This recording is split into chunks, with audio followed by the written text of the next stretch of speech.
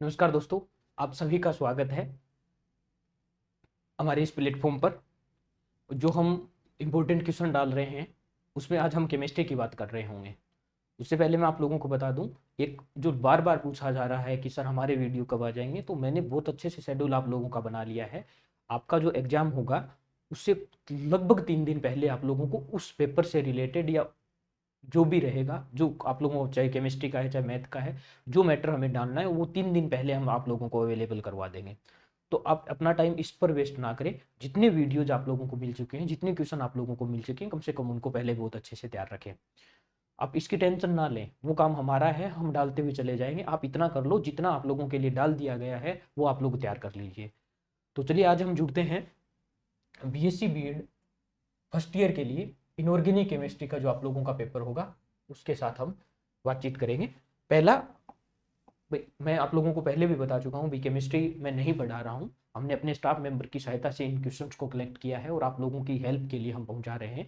तो आप लोग उनका भी धन्यवाद दें, क्यों उन्होंने आप लोगों के लिए इतनी मेहनत की है। मैं तो चलो आप लोगों से डायरेक्ट जुड़ रहा हूँ, और केमिस्ट्री में जो है वो भी हमें आप ही को पता है। कुछ एक दो कोई चीज़ आती होगी मुझे, तो मैं आप लोगों को बीच में बताने की कोशिश करूंगा। बाकी आप लोगों को हम क्वेश्चन भेज रहे हैं, आप लोग इसको अच्छे से तैयार कीजिए। आपके पास जो भी सोर्स रहेगा वहां से इनका आंसर लीजिए। बुक होगी, आराम से मिल जाएंगे इसमें से क्वेश्चन। ऐसी कोई दिक्कत नहीं है कि आप लोगों को क्वेश्चन नहीं मिलेंगे।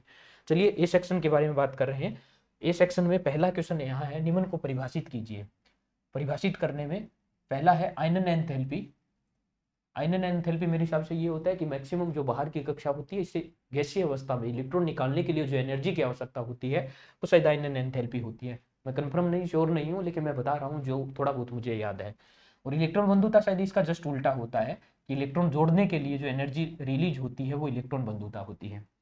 विद्युत ऋणता, कोई मतलब कितना ध्रुवित कर पाता है किसी अणु को, वो विद्युत ऋणता होती है। मेरे अकॉर्डिंग मैं बोल रहा हूँ, बाकी आप लोग अच्छे से जानते होंगे, मुझे ऐसी उम्मीद है।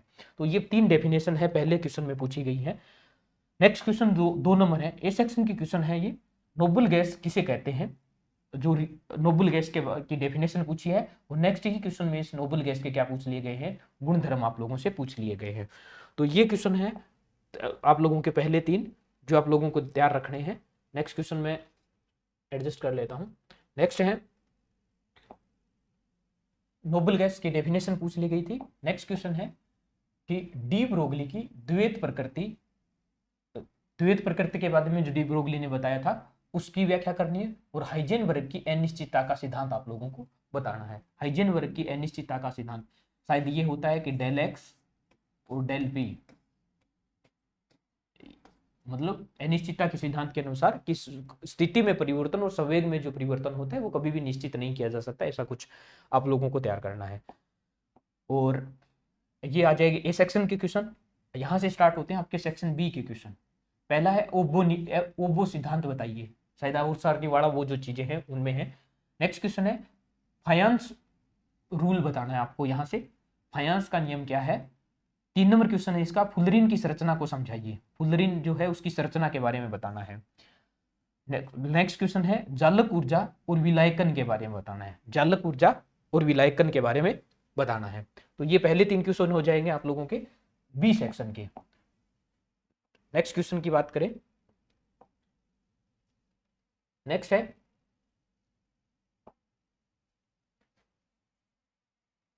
ऊर्जा को परिभाषित कीजिए, ऐसा दे रखा है। अच्छा, विलायकन ऊर्जा उसमें है। तो ये जो है ना, इसमें वो जो ऊपर चला गया है जालक ऊर्जा, और ये है विलायकन ऊर्जा, दोनों एक साथ क्वेश्चन है ये। विलायकन ऊर्जा,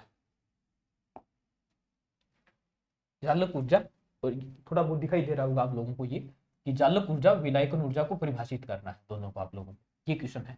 5 नंबर है, एमओटी क्या है।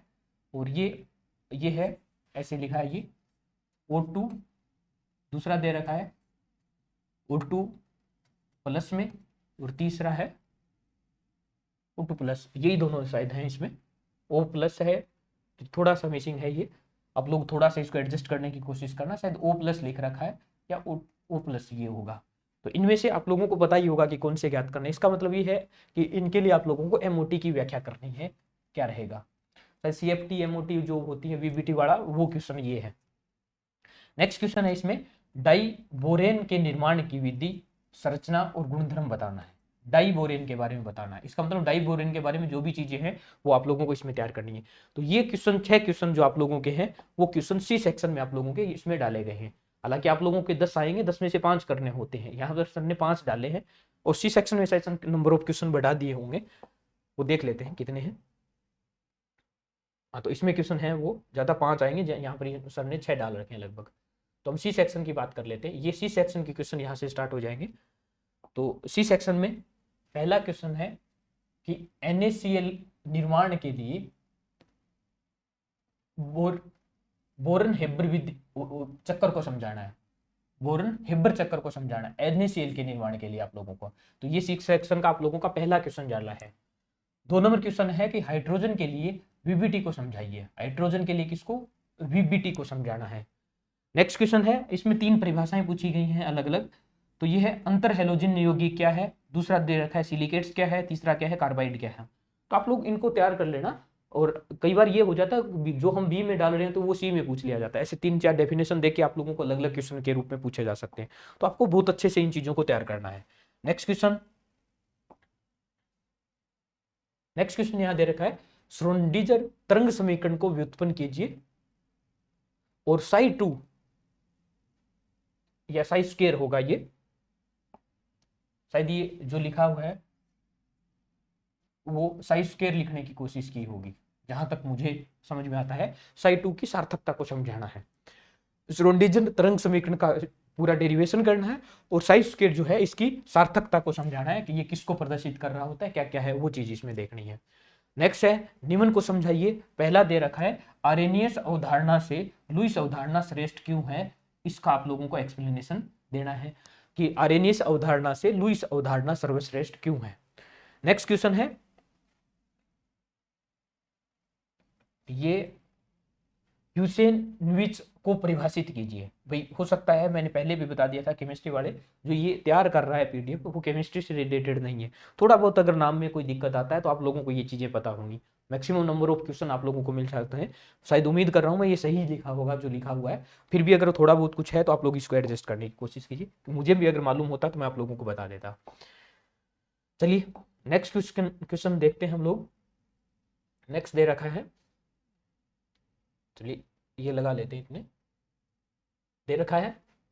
उसी के अंदर है तीसरा क्वेश्चन, HSAB अवधारणा को समझाइए। ये पियर्सन की अवधारणा होगी जो आप लोगों को समझानी है। नेक्स्ट आप लोगों को यहां से दे रखे हैं कि निम्न यौगिकों के संरचना सूत्र लिखने हैं आप लोगों को। ये है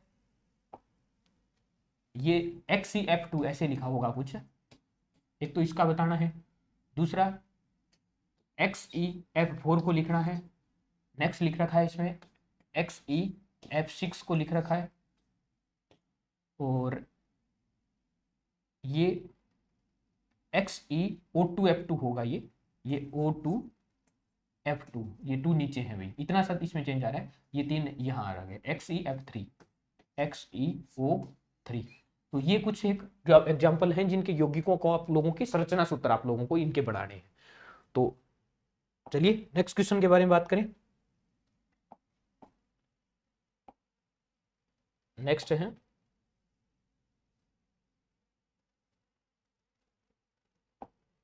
नेक्स्ट हो जाएगा हाइड्रोजन बंध को समझाना है। नेक्स्ट क्वेश्चन आपका इसमें है हाइड्रोजन बंध का समझाना है। और 8 नंबर जो क्वेश्चन है उसमें अलग अलग 3-4 पार्ट दिए हैं। एक तो है संक्रमण तत्वों के गुणधर्म को समझाना है। ये है परीक्षण प्रभाव क्या है इसको लिए बताना है। संक्रमण तत्वों की परिवर्तित ऑक्सीकरण अवस्था, जो ऑक्साइड स्टेट होती है उनकी ऑक्सीकरण अवस्था जो होती है वो परिवर्तनशील होती है, उसको समझाना है। और संक्रमण तत्वों के चुंबकीय गुणधर्म के बारे में भी बताना है। तो ये 4 क्वेश्चन संक्रमण तत्वों से रिलेटेड वाले पूरा पार्ट इसमें एक साथ डाला है। तो ये इतना सा काम आप लोगों को करना है तो ये आप लोगों का कंप्लीट पेपर हो जाएगा केमिस्ट्री।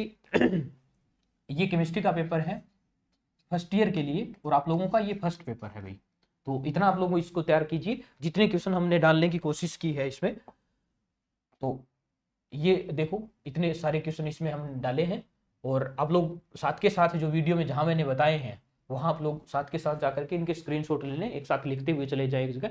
1-2 चीज मैंने बताने की भी कोशिश की, बाकी आप लोगों के लिए ये मैक्सिमम नंबर ऑफ क्वेश्चन आप लोगों को भेज दिए जा रहे हैं और आप लोग इनको बहुत अच्छे से तैयार कीजिए। और तब तक के लिए आप सभी का धन्यवाद। और नेक्स्ट जो भी होगा, जो भी आप लोगों का एग्जाम रहेगा, बहुत जल्दी आप लोगों को सारी चीज़ें प्रोवाइड करने की कोशिश की जाएगी।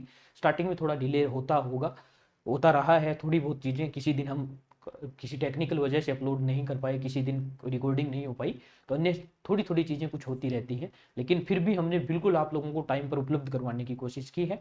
आप भी लगातार जुड़िए इन चीज़ों के साथ और बहुत अच्छे से इन चीज़ों पर मेहनत कीजिए। अब वो टाइम है आप लोगों को बहुत अच्छे तरीके से इन चीज़ों पर काम करना होगा। बहुत अच्छे से आप मेहनत कीजिए। आप लोगों के लिए हम इतनी मेहनत कर रहे हैं, सर भी, जो भी अन्य हैं, हम लोग भी इसमें ऐड कर रहे हैं। और जितने क्वेश्चन आप लोगों को लिए डाले जा रहे हैं, बहुत अच्छे से, बहुत सोच समझ के, बहुत जगह से हम लोगों ने डिस्कस करके इन चीज़ों को डाले गए हैं। तो आप लोग यकीन रखिए, अधिकतम क्वेश्चन आप लोगों को इसमें से डायरेक्ट आप लोगों के एजीटी पेपर में देखने को मिलेंगे। ठीक है, जुड़ते हैं बहुत जल्दी नेक्स्ट जो भी आपका सेशन रहेगा उसके साथ। तब तक के लिए धन्यवाद, अपना ख्याल रखें। जय हिंद।